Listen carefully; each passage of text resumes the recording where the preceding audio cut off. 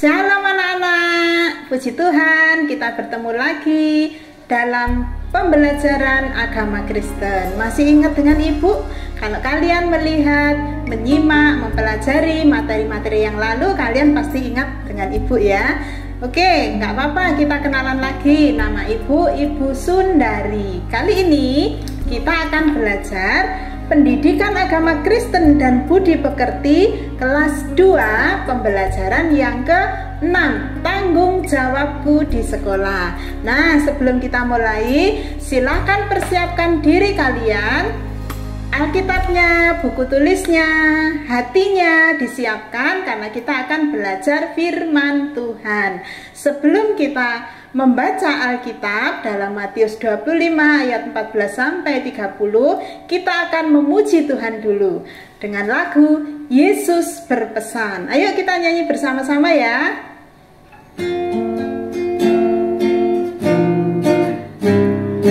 Yesus berpesan dalam malam gelap, kamu harus jadi lilin gemerlap, anak masing-masing di sekitarnya. Dalam dunia ini bersinarlah, Yesus berpesan bersinarlah terang, lilinmu kulihat malam dan siang, anak masing-masing di sekitarnya. Untuk hormat Tuhan bersinarlah. Nah, anak-anak, sebelum kita melanjutkan ke materi pembelajaran, Ibu akan membacakan tujuan pembelajaran kita kali ini. Yang pertama, menyebutkan contoh-contoh tanggung jawab yang dapat dilakukan di sekolah. Yang kedua, menceritakan contoh tanggung jawab yang terdapat dalam Alkitab. Yang ketiga, menceritakan pengalaman bertanggung jawab di sekolah. Yang keempat, membiasakan perilaku bertanggung jawab di sekolah. Oke, sekarang kita akan berdoa. Persiapkan diri kalian untuk berdoa. Lipat tangannya, tutup matanya, karena kita berbicara dengan Tuhan. Tuhan Yesus, kami bersyukur kalau hari ini kami sehat, kami bisa memuji nama Tuhan. Sekarang kami akan belajar firman-Mu. Berkati kami dengan hikmat akal budi dan pengertian dari Tuhan. Tuhan pimpin kami dari awal sampai selesai. Terima kasih Tuhan, dalam nama Tuhan Yesus Kristus. Haleluya, amin. Nah, anak-anak, sekarang kalian buka Alkitabnya dalam kitab Matius 25 ayat 14 sampai 30. Ibu akan baca, kalian mengikuti baca di rumah masing-masing. Perumpamaan tentang talenta.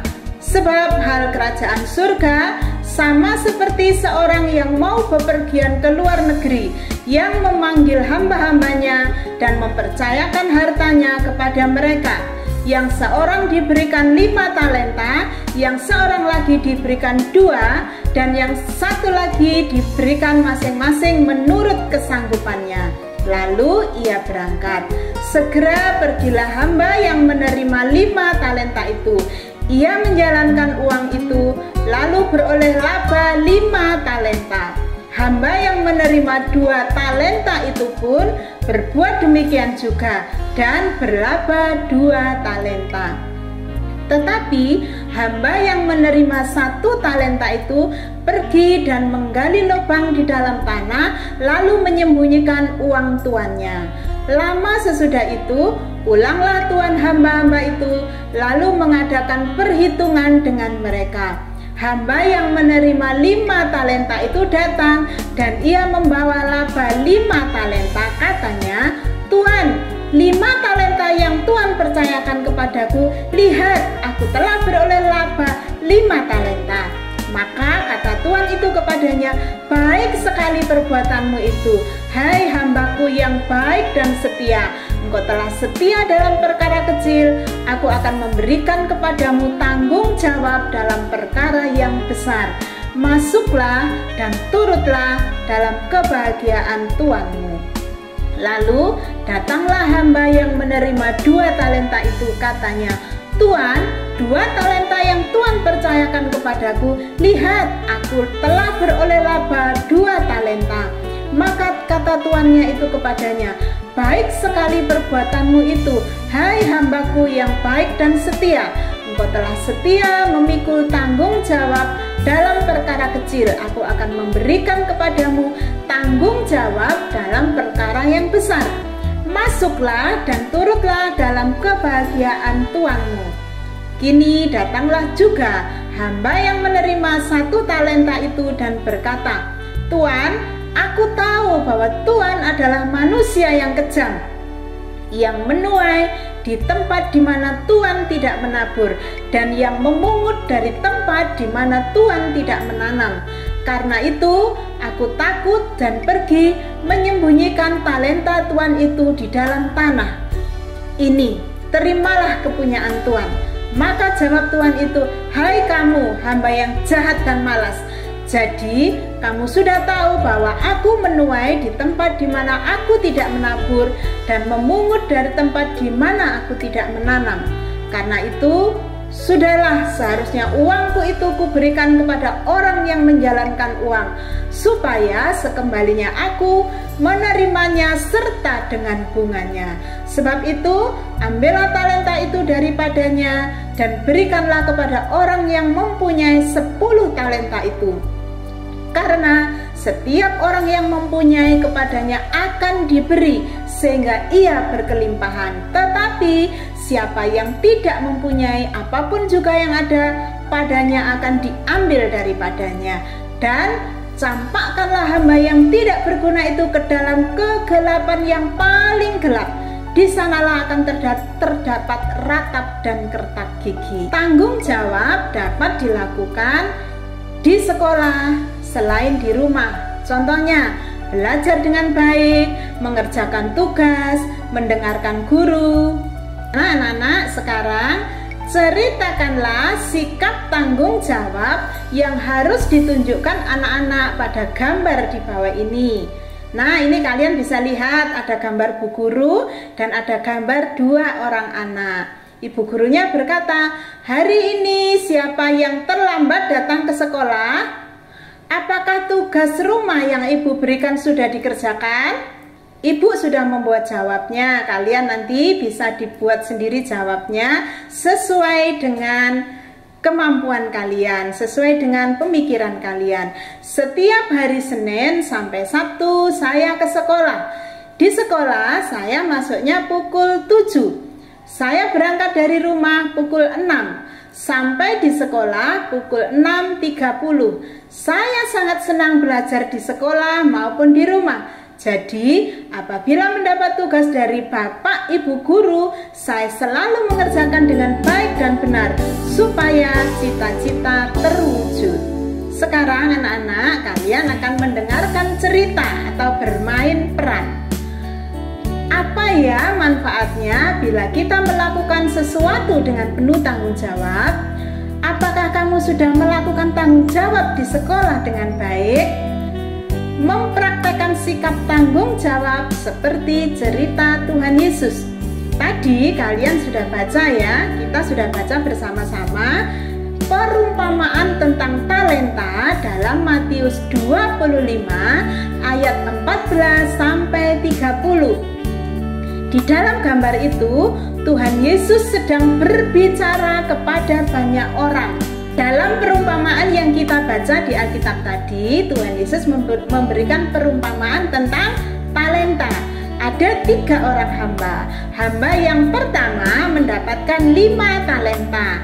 Hamba yang kedua mendapatkan 2 talenta. Hamba yang ketiga mendapatkan 1 talenta. Nah, kemudian tuan itu pergi meninggalkan kota. Masing-masing hamba tadi mengolah talenta yang diberikan sesuai dengan kemampuan masing-masing, ya, sesuai dengan apa yang dia bisa, sesuai dengan apa yang dia miliki, dikembangkan talenta yang diberikan oleh tuannya. Ketika tuannya pulang dari luar negeri, Maka tuannya itu membuat perhitungan. Tuannya datang dan memanggil 3 orang hamba tadi. Dipanggillah hamba yang pertama. Hamba pertama datang dengan membawa 5 talenta yang diberikan dan juga labanya.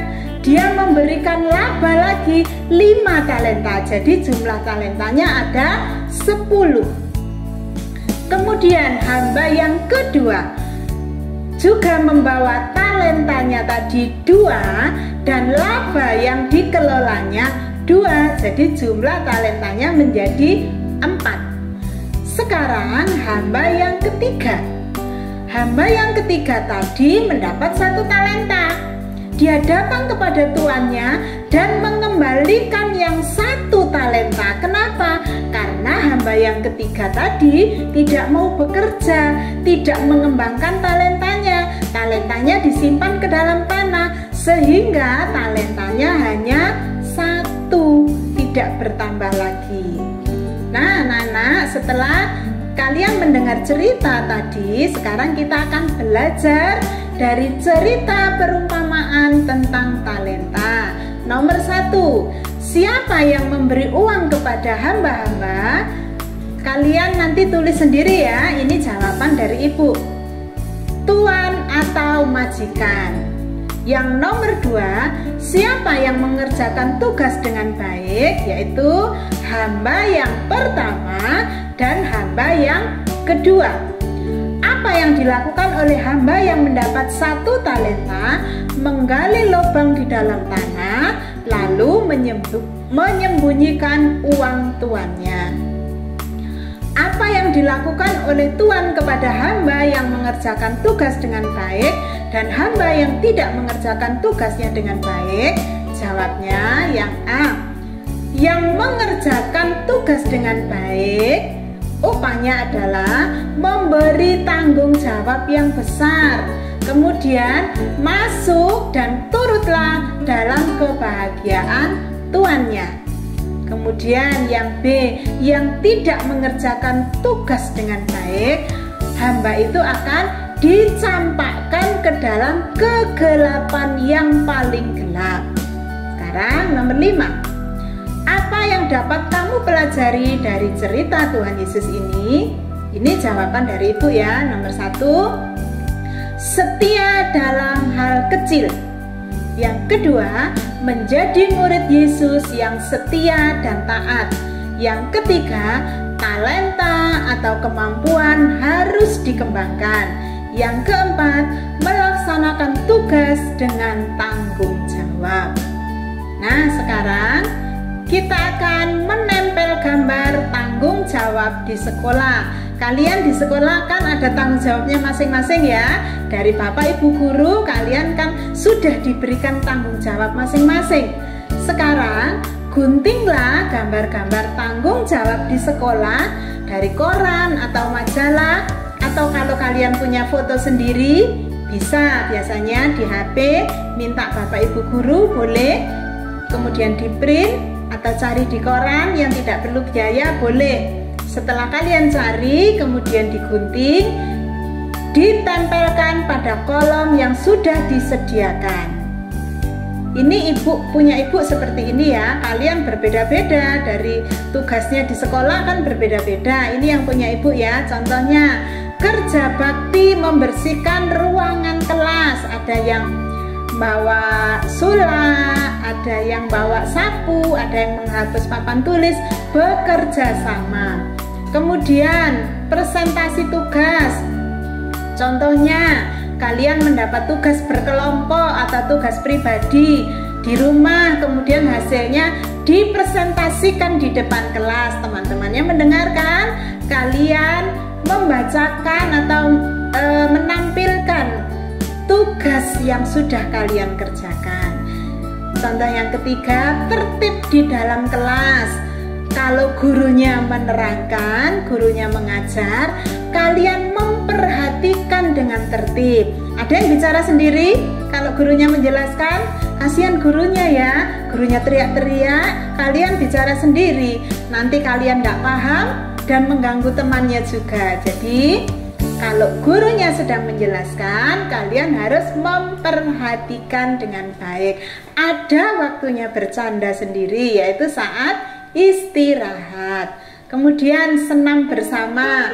Kita tahu kalau di sekolah biasanya hari Jumat atau ada juga yang setiap hari sebelum masuk kelas mengadakan senam bersama, atau saat berolahraga senam bersama. Nah anak-anak, sekarang kita akan belajar. Sudahkah aku melakukannya? Berilah tanda centang pada kolom yang tersedia apabila kamu melakukannya.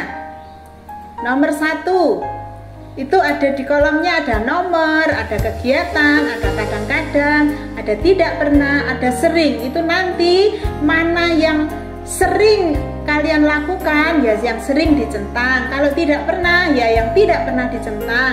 Kalau kadang-kadang, ya yang kadang-kadang yang dicentang. Paham ya? Nomor 1, mendengarkan pelajaran dengan baik. Menurut jawaban ibu, sering, jadi sering yang dicentang. Nomor 2, mengerjakan tugas sekolah. Kalau sering melakukan, yang sering yang dicentang. Melakukan tugas piket, ya setiap hari kan ada piket ya, sebelum masuk sekolah, kelas, sama setelah pulang. Biasanya membersihkan kelas. Kalau sering, yang sering dicentang. Melakukan yang keempat, datang sekolah tepat waktu. Siapa yang suka terlambat? Ada?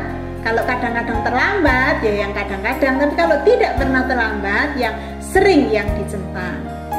Yang kelima, menjaga ketertiban kelas. Siapa yang suka tertib? Siapa yang suka onar? Bikin onar di kelas, ayo. Nah, itu kalian sendiri yang paham. Menurut jawaban ibu, menjaga ketertiban kelas itu sering, makanya sering yang dicentang. Nomor 6, mengerjakan tugas kelompok secara bersama-sama. Namanya tugas kelompok, berarti tidak dikerjakan sendiri, tetapi bersama-sama, maka sering yang dicentang. Membuang sampah pada tempatnya. Siapa yang suka buang sampah sembarangan? Buang sampah sembarangan itu akan membuat banyak lalat, akan membuat ruangan jadi kotor, tidak nyaman, akan bikin penyakit. Makanya membuang sampah harus di tempatnya, sering yang dicentang. Nomor 8, tidak makan dan minum di dalam kelas. Nah, kenapa tidak boleh? Karena kelas itu untuk belajar. Kalau mau makan minum ada tempatnya sendiri, ditaruh di tempat di meja sendiri. Waktunya istirahat boleh makan dan minum, maka sering yang dicentang. Mengumpulkan PR tepat waktu. Ayo, siapa yang suka malas ngerjakan PR? Ada? Ibu percaya kalian anak-anak yang rajin, suka mengerjakan tugas rumah, maka sering yang dicentang. Yang nomor 10, memberikan salam kepada guru. Siapa yang malu kalau ketemu gurunya? Tidak mau menyapa, tidak boleh malu ya. Kalau ketemu gurunya disapa, salam, maka sering yang dicentang. Nah anak-anak, sekarang kita akan belajar pengalamanku. Tuliskanlah pengalamanmu tentang tanggung jawab di sekolah. Jawabannya berbeda-beda karena kondisi, situasi tempat kita berbeda-beda. Di mana kita sekolah tempatnya tidak sama, makanya jawabannya juga tidak sama. Nah, ibu sudah membuat jawaban seperti ini. Pengalamanku pada hari apa, misalnya bisa dijawab sendiri ya, Senin, Selasa, Rabu, Kamis, terserah. Bapak Ibu guru saya sedang mengajar tema hidup rukun. Setelah selesai mengajar, Bapak Ibu guru memberikan tugas soal pada halaman 4-6.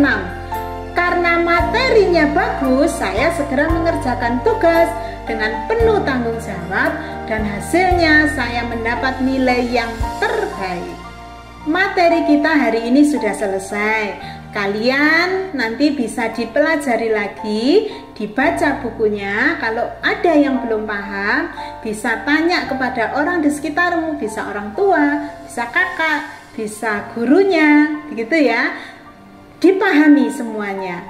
Karena apa? Materi ini akan memberkati kalian menjadi anak-anak yang bertanggung jawab. Nah, untuk mengakhiri pembelajaran hari ini, kita akan berdoa terlebih dahulu. Siapkan diri kalian, kita akan berdoa, lipat tangannya, tutup matanya, kita berbicara kepada Tuhan. Tuhan Yesus, ingatkanlah aku untuk selalu menjadi anak yang bertanggung jawab, melakukan semua tugasku di sekolah. Amin. Nah anak-anak, karena materi hari ini sudah selesai, untuk pembelajaran berikutnya, jangan lupa kalian membawa foto keluarga. Itu yang akan kalian tempel nanti dibawa ke sekolah, dikerjakan bersama-sama. Oke ya, pembelajaran hari ini sampai di sini. Tuhan Yesus memberkati, sampai bertemu di materi berikutnya. Oke ya, dadah.